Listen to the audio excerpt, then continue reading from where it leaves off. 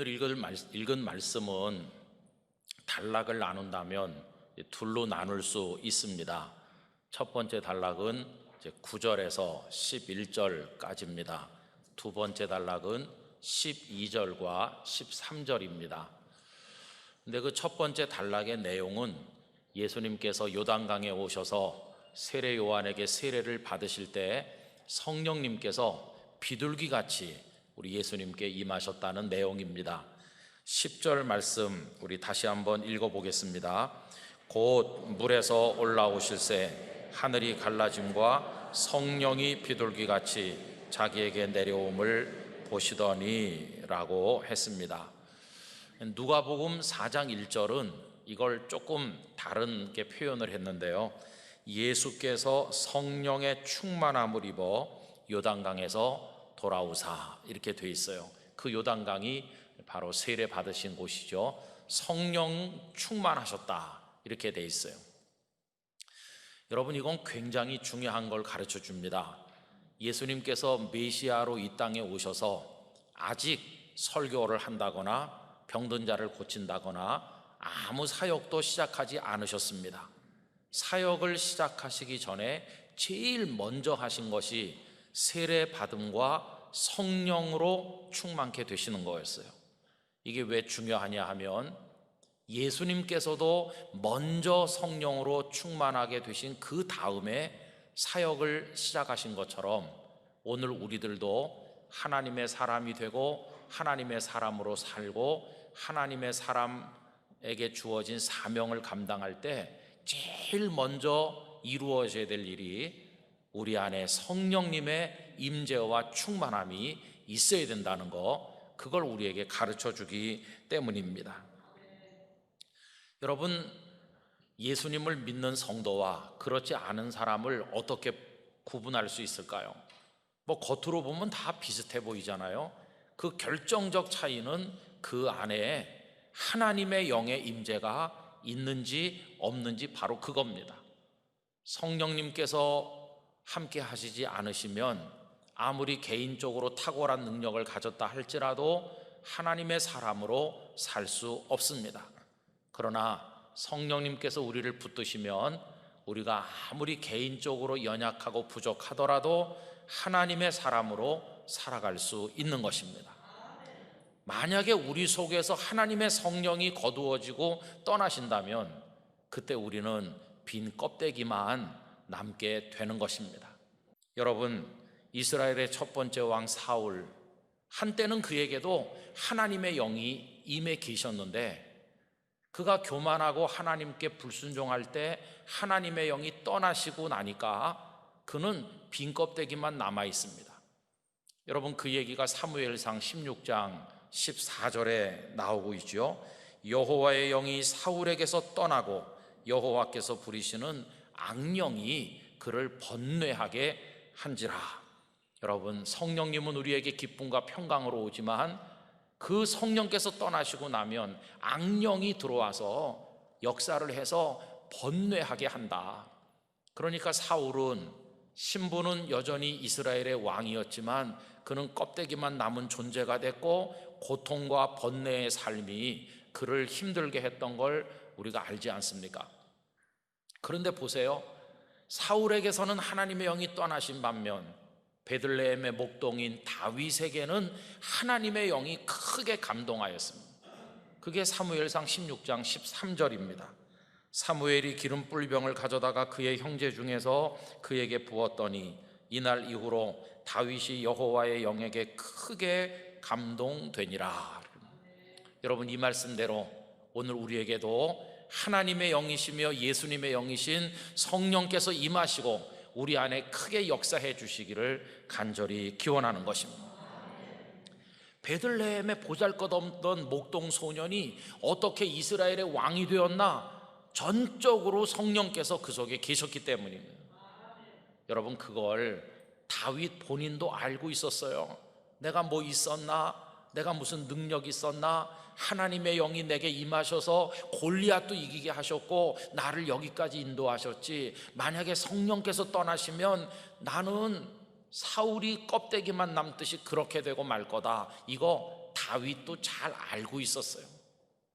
나중에 그가 밧세바와 간음하고 하나님께 죄를 지어서 눈물로 통해 자목하면서 지은 그 기도의 시가 시편 51편인데, 그는 그 속에서 다른 거 구하지 않고 성령님을 거두지만 말아달라고 애원하고 있어요. 그게 시편 51편 11절입니다. 나를 주 앞에서 쫓아내지 마시며 주의 성령을 내게서 거두지 마소서. 성령님이 역사하는 것이 얼마나 큰 복인지, 성령님이 떠나시는 것이 얼마나 두려운 일인지, 여러분 그 사실을 우리는 깊이 생각을 해야 됩니다. 그래서 여러분, 예수님을 믿는 것도 다 성령께서 우리 속에 역사하신 결과입니다. 이미 잘 알고 계신 고린도전서 12장 3절이 뭐라고 말씀합니까? 그러므로 내가 너희에게 알리노니 하나님의 영으로 말하는 자는 누구든지 예수를 저주할 자라 하지 아니하고 또 성령으로 아니하고는 누구든지 예수를 주시라 할 수 없느니라 말씀하셨어요. 여러분, 성령님께서 우리 속에 역사하셔서 오늘 예배당에 오시고 가정에 계신 모든 성도들이 예수님을 나의 주님 이렇게 믿게 된 줄로 믿습니다. 그게 다 성령의 역사인 것이죠. 또 성령님은 지혜와 능력을 주셔서 성도답게 이 거친 세상에서 살아갈 수 있도록 우리를 이끄시고 도와주신다는 걸 우리가 알지 않습니까? 그래서 우리는 늘 성령님 우리 가운데 충만하게 임하셔서 부족한 저를, 우리 가족과 우리 성도들을 붙들어 주시도록 끊임없이 기도해야만 할 것입니다. 여러분, 그 성령님의 능력을 얻으시고 그 지혜 가운데, 그 인도하심 가운데 세상을 이기는 성도로 살아가시게 되기를 기원합니다. 자, 그런데 이제 우리가 곧 두 번째 단락으로 넘어가려고 하는데요, 거기가 조금 이제 생각해 볼 게 많이 있습니다. 여러 해 전에 성경 말씀을 이렇게 묵상하다가 이 12절에 와가지고 굉장히 마음속으로 당혹스러움을 느꼈어요. 여러분, 12절 말씀 어떻게 되어 있나요? 성령이 곧 예수를 광야로 몰아내신지라. 여러분, 뭐 좀 이렇게 이상하지 않으세요? 저를 당혹스럽게 만든 건 끄트머리에 나오는 몰아내신이라고 하는 동사입니다. 아니 여러분, 몰아낸다는 단어가 뭡니까? 이게 헬라어로는 에크발로라는 거거든요. 에크라는 말과 발로라는 말이 합쳐진 겁니다. 근데 에크는 저 바깥쪽으로 그런 뜻이고요, 발로는 이렇게 집어 던진다는 뜻이에요. 그럼 에크발로가 무슨 뜻일까요? 밖으로 획 집어 던진다는 거예요. 그럼 누가 누굴 던지는 겁니까? 성령님께서 예수님을 광야로 집어 던진다. 그걸 여기서는 몰아낸다고 번역을 했는데 너무나 마음이 불편한 거예요. 아니, 주님이 어떤 분이신데, 예수님이 어떤 분이신데 성령님은 예수님을 뭐 집어 던지듯이 막 이렇게 떠밀어 가지고 광야로 내보내시나? 이거 읽으면 무슨 느낌이 드느냐 하면, 어떤 이가 문 열고 들어오려고 그러는데 안에서 막 바깥으로 내쫓아갖고 왜 이러는 거야? 그러면서 밀려나가듯이 지금 예수님께서 성령님에 의하여 광야로 밀려나간다는 거거든요. 아니, 우리 예수님께 왜 이렇게 거친 표현을 사용해 가면서 이런 말씀을 했을까? 여러분, 성부, 성자, 성령 삼위일체 하나님이시잖아요. 그러니까 성령님이 예수님을 그렇게 거칠게 광야로 몰아냈다는 걸 뒤집어서 예수님의 입장에서 말해본다면 예수님이 그렇게 광야로 나가셨다는 뜻이기도 해요. 여러분, 광야로 가는 게 도대체 뭐가 그렇게 중요하길래 이렇게까지 표현해 가면서 예수님을 광야로 나가게 했을까? 이걸 이제 생각해 봐야 되는 거죠. 요단강에서 세례 받으시고 성령에 충만해 가지고 돌아오자마자 일어난 일은 광야로 밀려나는 거였어요. 우리는 여기서 성령님의 인도를 다시 한번 생각해 볼 필요가 있습니다. 여러분, 성령께서 우리를 인도하시면 어떻게 할 것 같습니까? 우리에게 권능을 주시고 우리 마음에 기쁨도 주시고, 우리가 병든 자를 위해 기도하면 병든 자가 낫기도 하고, 그리고 여러 가지 일들이 순조롭게 형통하게 잘 돼서 가정이 복을 받고 교회는 성도가 늘어나서 부흥하고, 기사와 표적이 나타나고 우리를 푸른 초장과 잔잔한 시냇물가로 인도하시듯 막 기쁨이 충만하게 만들어주시는 그런 인도, 표현해 본다면 아주 부드러운 인도, 이게 성령님께서 우리를 인도하시는 게 아닐까? 우린 그런 기대를 하지 않습니까? 그런데 여기 지금 말씀해 보면 성령께서 예수님을 인도하는 건 부드러운 인도가 아니었습니다. 아주 거친 인도였어요. 그것도 광야로. 여러분, 예수님은 광야로 나가셨어요. 따뜻한 폭신한 침상은커녕 맨 땅에 쪼그리고 주무셔야 했어요. 맛있는 음식은커녕 40일 동안 금식하셨잖아요. 그리고 마음이 평안하시기는커녕 사탄에게 계속 공격당하시고 시험당하시지 않으셨습니까? 이게 거친 인도라는 걸 우리가 깨닫게 돼요. 여러분, 잘 생각하셔야 되는데요, 성령님께서는 예수님만 광야로 나가시도록 이끌거나 몰아내거나 이렇게 거칠게 하신 게 아니라 우리들도 때때로 광야로 몰아내실 때가 있다는 것입니다. 그러면 도대체 왜 부드러운 인도로 좀 기쁘게 푸른 초장으로 잔잔한 시냇물가로 이끄지 않으시고 왜 그럼 광야로 우리를 이끄시나 이렇게 질문하게 되잖아요. 여러분, 그 대답은 이겁니다. 성령님의 목적은 우리를 편안하게 하시려는 게 아니라는 것입니다. 성령님의 목적은 우리를 하나님의 사람답게 만드시는 것입니다. 성령님께서는 우리를 저 닭장 안에 주인의 보살핌을 받는 연약한 병아리처럼 되게 하시려는 게 아니라 창공을 솟아오르는 독수리처럼 만드시기 위해서, 그게 성령님께서 우리에게 가지신 목적이기 때문에 혹독한 훈련을 위해서 광야로 나가게 하실 때가 있다는 겁니다. 여러분, 우리 예수님 메시아 사역 아직 본격적으로 시작하지 않으셨어요. 근데 그 40일 동안 금식하면서 거기서 더 준비하시는 겁니다. 이제는 누구도 도전하지 못할 사탄을 물리치시는 주님으로, 말씀으로 승리하시는 주님으로, 우리 주님 그 이후에는 뭐든지 능력 있게 감당하셨잖아요. 마치 100m 달리기 선수가 출발 직전에 온몸을 웅크리고 있는 것처럼, 그러다가 팍 뛰쳐나가는 총알처럼 뛰쳐나가듯 우리 예수님은 그 40일 동안 광야에서 당신을 철저하게 채우고 준비하고 계셨다는 걸 발견하게 된다는 것입니다. 그래서 여러분, 우리도 하나님의 사람으로 승리하려면 성령님을 통해서 연단을 받아야 됩니다. 그 인도에 순종해야 됩니다.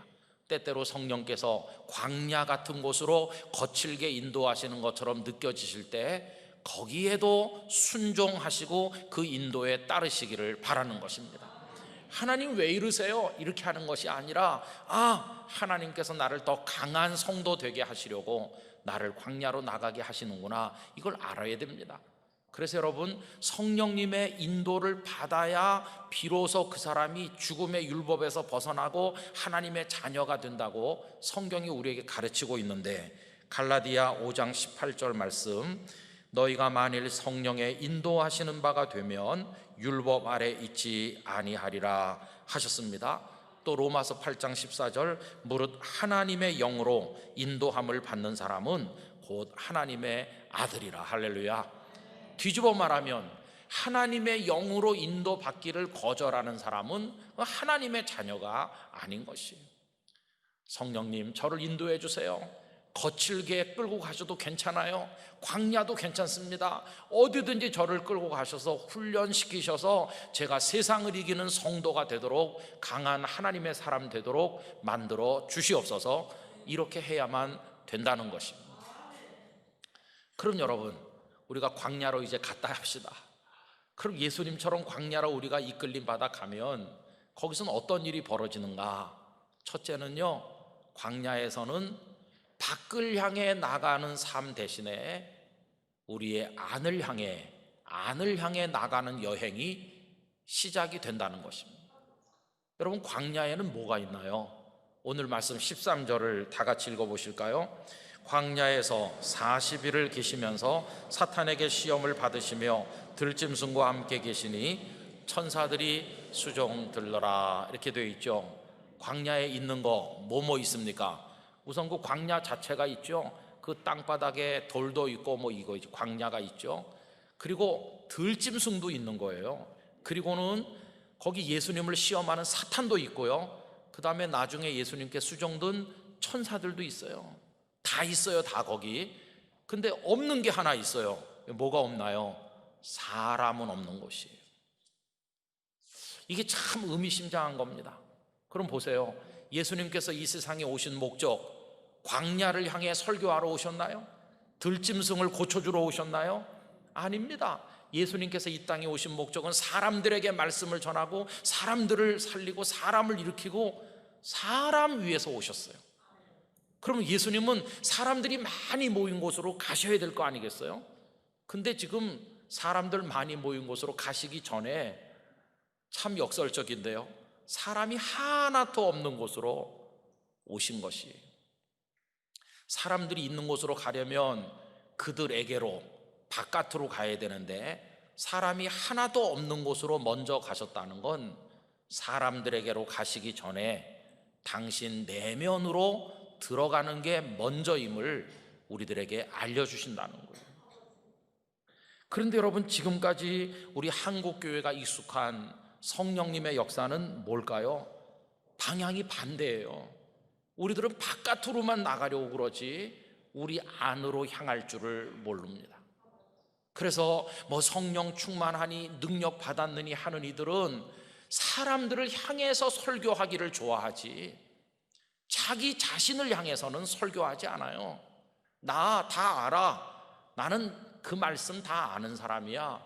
남에게는 들으라 하면서 자기는 안 듣는 거예요. 그래서 자기 영혼이 죽어요. 성령 충만하고 능력 받았다는 많은 이들이 다른 사람에게는 치유받아야 된다고 내가 기도해 주겠다고 그래요, 밖을 향해서는. 그런데 정작 자기 영혼을 향해서는 기도하지 않아요. 자기 영혼의 욕망과 교만의 암세포가 퍼지고 있어도 모르는 거예요. 바깥만 보고 있으니까요.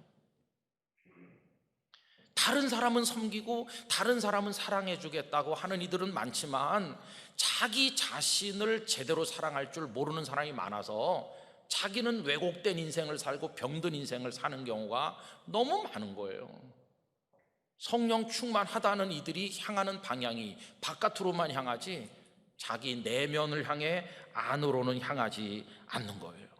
여러분, 성령에 충만하다는 것은 바깥에 나가서 사람들에게 뭘 하기 이전에 광야로 몰아내신 이유는 사람 아무도 없는 곳에서, 사람이라고는 너 혼자만 있는 거기서 네 자신 속을 먼저 보라, 이렇게 하시는 것이에요. 우리는 그런 의미의 성령의 인도하심을 깨달아야만 된다는 것이에요. 그래서 여러분, 오순절 성령 충만해가지고 절기를 지키러 몰려온 수많은 사람들을 앞에다 놓고 멋지게 설교하는 그 베드로는 우리가 부러워하면서도 예수님을 부인한 자기 죄를 생각하며 가슴을 치며 눈물로 통곡하는 그 베드로는 닮으려고 하지 않는 이상한 성령 운동을 하다 보니까 우리가 병든 것이. 여러분, 광장으로 진출하기 전에, 밖으로 나가기 전에 영혼의 골방으로 먼저 들어가야 되는 것이, 바깥으로 나가기 전에 안으로 들어가도록, 거기서 먼저 엎드리도록, 남을 보기 전에 먼저 나를 보도록, 그래서 우리 자신이 먼저 변화되도록 거기가 성령께서 몰아내시는 광야인 줄로 생각하는 것입니다. 거기서 먼저 준비되고 그 다음에 바깥으로 나가는 것이요, 그 다음에 사명이 있는 곳으로 가는 게, 그게 영적 순서에 맞다는 것이에요. 그 다음에 여러분, 광야는 어떤 곳이었냐 하면 우리 예수님 생각해 보면 채우는 곳이 아니라 다 비우는 곳이었어요. 여러분, 예수님은 거기서 금식하셨는데 이거 다 비우는 거 아닙니까? 사탄이 와서 돌로 떡을 만들라 했죠. 그러나 우리는 뭐든지 먹어 채우는 데 비해서 예수님은 반대이셨어요. 다 비우셨어요. 그리고 오로지 그 사탄을 이기는 하나님의 말씀으로만 충만하셨어요. 성전 꼭대기에서 뛰어내리면, 그러면 세상의 모든 영광을 다 줄 것 같이 말했지만 예수님은 사람들을 깜짝 놀랄 일을 해서 싸구려 영광과 명예를 채우려고 하는 분이 아니셨습니다. 우리는 사람을 놀라게 해서 박수받고 영광을 취하려고 하는데 예수님은 우리와 반대이셨어요. 예수님은 그냥 계단을 따라 내려오셨어요. 싸구려 박수 받는 대신 예수님이 택하신 건 십자가에 오르시는 거였고, 그 십자가에서 죽으심으로 말미암아 믿음의 주요, 생명의 주요, 진정한 영광의 주님이 되셨습니다. 또 그 천하만국의 영광을 보여주면서 절하라고 이 사탄이 유혹했지만 우리는 마귀에게라도 절해가지고 영광을 얻으려고 하는데 예수님은 반대이셨어요.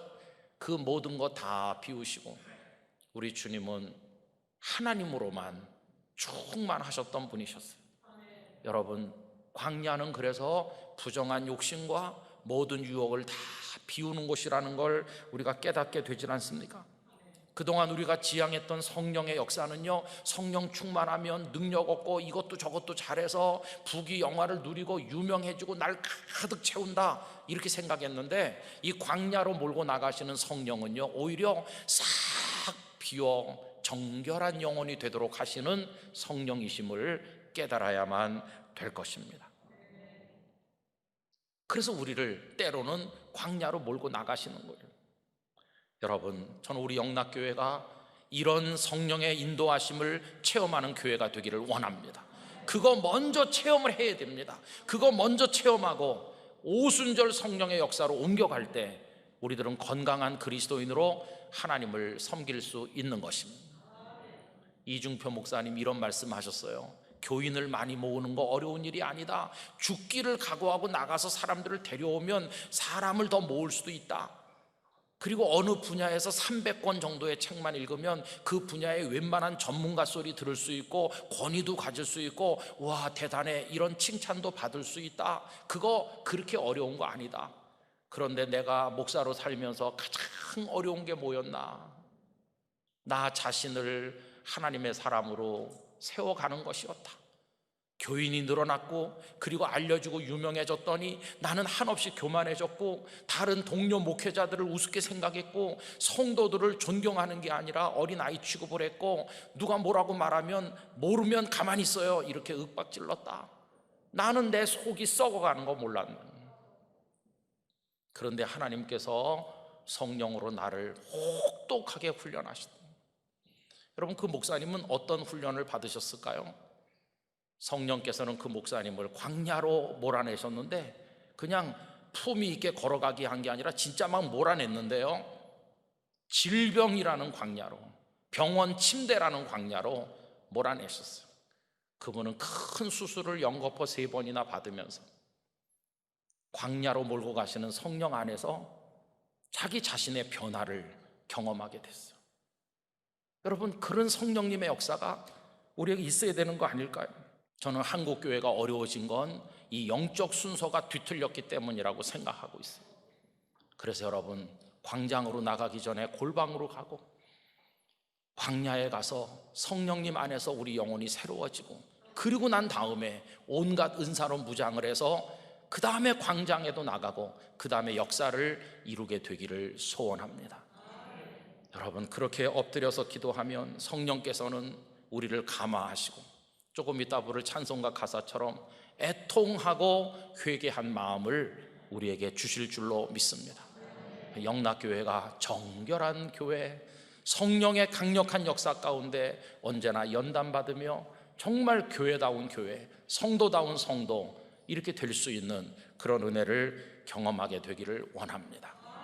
그래서 여러분, 이런 성령님을 우리가 체험해야 되는 거죠. 광야로 몰고 가시는 성령님, 비우게 하시는 성령님, 엎드리게 하시는 성령님, 자기 자신을 먼저 돌아보게 하시는 성령님, 주님 닮는 걸 가장 기뻐하게 하시는 성령님, 하나님께서 채우실수록 더 내려가고 더 낮아질 수 있는 마음을 가지도록 우리를 연단시켜 주시는 성령님, 그런 성령님을 경험하기를 원하는 것입니다.